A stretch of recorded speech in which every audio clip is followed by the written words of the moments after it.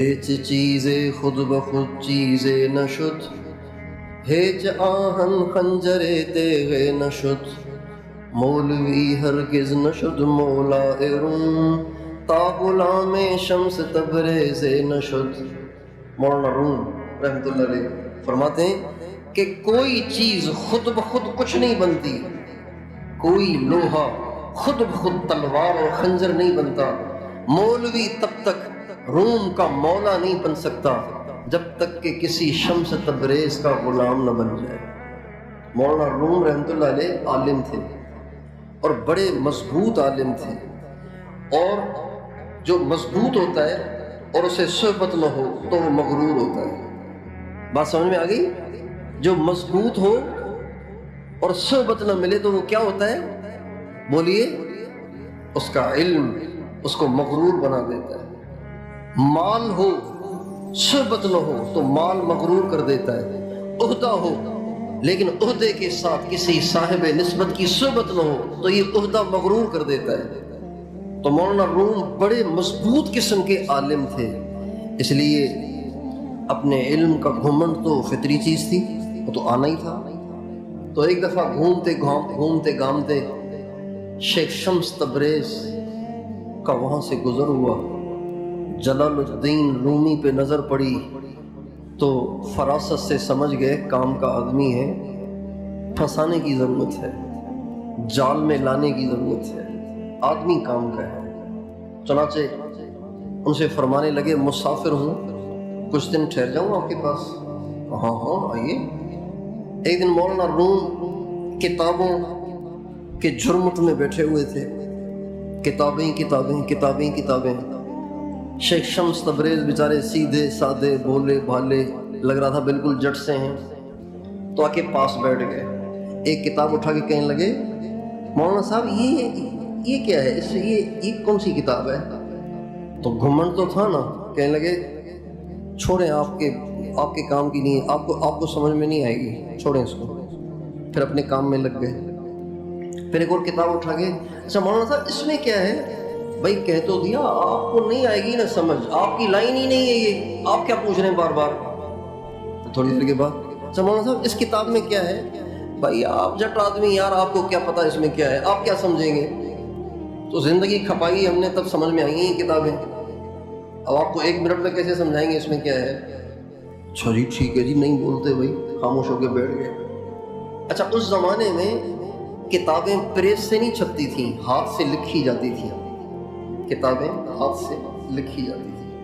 ایک دن مولانا روم کہیں موجود نہیں تھے، شیخ شمس تبریز نے ان کے مدرسے میں جو بڑا تالاب بنا ہوا تھا نا، حوض بنا ہوا تھا، ان کی ساری کتابیں اٹھا کے حوض میں ڈال دی۔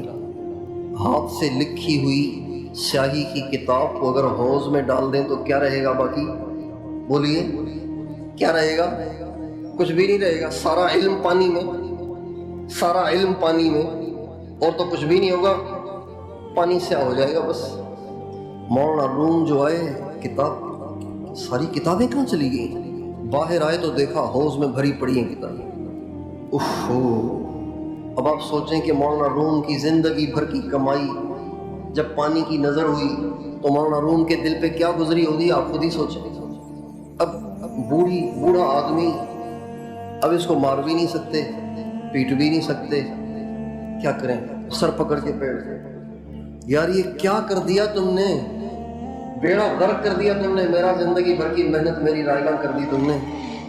تو مولانا روم سے شیخ شمس تبریز کہنے لگے آپ پریشان کیوں ہو رہے ہیں؟ کہ پریشان ہونے کی بات نہیں ہے، سارا علم تو میرا آپ نے پانی میں پھینک دیا، اب یہ کتابوں میں کیا بچا ہوگا باقی؟ ساری زندگی کی محنت تو تم نے غارت کر دی میری۔ کہا پریشان نہیں، یہ کہہ کر تالاب میں اتر گئے، اور تالاب میں اتر کے ایک ایک کتاب کو یوں ایسے جھاڑ کے پکڑانے لگے جیسے مٹی جھاڑتے ہیں، اور کتابیں خشک۔ جب ساری کتابیں جھاڑ کے مولانا روم کو پکڑا دیں اور کتاب میں سے کسی کتاب کا ایک نقطہ بھی نہیں مٹا تھا تو مولانا روم کی آنکھیں کھلی کی کھلی رہ گئیں اور کہنے لگے شیخ یہ کیا ہے؟ تو شیخ نے اسی لہجے انہی الفاظ کے ساتھ کہا چھوڑیں آپ کو کیا پتہ یہ کیا ہے۔ اب عالم جو ہوتا ہے نا اس کی طبیعت میں تحقیق تو ہوتی ہے نا، تحقیق تو ہوتی ہے، یہ کیسے ہو گیا سمجھ میں نہیں آ رہا، کیسے ہو گیا؟ بس پھر پیچھے پڑ گئے، اور ایسے پیچھے پڑے کہ غلام بن گئے، ایسے پیچھے پیچھے پھرتے تھے جیسے بکری کے پیچھے بکری کا چھوٹا سا بچہ پیچھے پیچھے پھرتا ہے۔ اسی کو فرمایا ہیچ چیزیں خود بخود چیزیں نہ شد، ہیچ آہن خنجر تیغ نہ شد، مولوی ہرگز نہ شد مولا روم، تا غلام شمس تبریز نہ شد۔ مخاطبین سے کہتے ہیں لوگوں میں تو تھا ایک مدرسے کا چھوٹا سا مولوی، کچھ بچے پڑھاتا تھا، میں علم پڑھاتا تھا ان کو، بس یہی میری حیثیت تھی۔ اللہ نے آج مجھے سارے روم کا مولا بنا دیا، سارا روم مجھے سردار مانتا ہے، بادشاہ بھی میرے سردر کی سلامی بھرتے ہیں۔ اللہ تعالیٰ نے یہ جو رتبہ مجھے دیا ہے نا، یہ اسی درویش شمس تبریز کی صحبتوں کی برکت ہے۔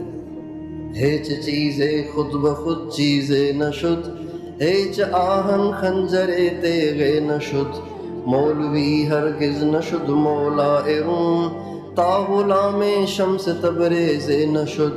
کوئی چیز خود بخود کچھ نہیں بنتی، کوئی لوہا خود بخود